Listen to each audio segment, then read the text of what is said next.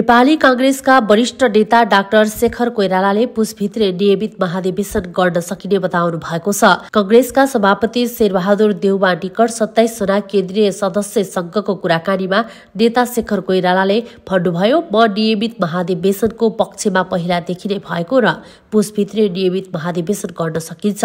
सभापति देउवा प्यानलबाट केन्द्रीय सदस्य जितेकाहरूले आज विशाल नगौर स्थित सम्पर्क कार्यालय पुगेर नेता कोइरालासँग 2 घण्टा कुराकानी गरेका थिए। देउवा निकट 27 केन्द्रीय सदस्यहरूले नेता कोइरालासँग छलफल गर्दा त्यहाँ सहमहामन्त्रीद्वय जीवन परियार र बद्री प्रसाद पाण्डे, केन्द्रीय सदस्यहरू विजेन्द्र रिजाल, रामकृष्ण यादव, सञ्जय गौतम, गोविन्दराज पोखरेल पनि थिए। चुनावअघि महाधिवेशन गर्नुपर्ने पक्षमा रहेका सभापति देउवा निकट केन्द्रीय सदस्यहरूले 15औं महाधिवेशन कार्यतालिका ल्याउन केन्द्रीय कार्यालयमा हस्ताक्षरसहित 7 बुँदे ज्ञापन पत्र बुझाएका छन् भने सभापति देउवा, कार्यवाहक सभापति पूर्णबहादुर खड्का, महामन्त्री द्वय गगन थापा र विश्व प्रकाश शर्मालाई यसअघि नै भेटिसकेका थिए। साथै उनीहरूले आज नेता शेखर कोइरालासँग भेटेर नियमित महाधिवेशन कार्यतालिका ल्याउन पहल गरिदिन आग्रह समेत गरेका हुन्।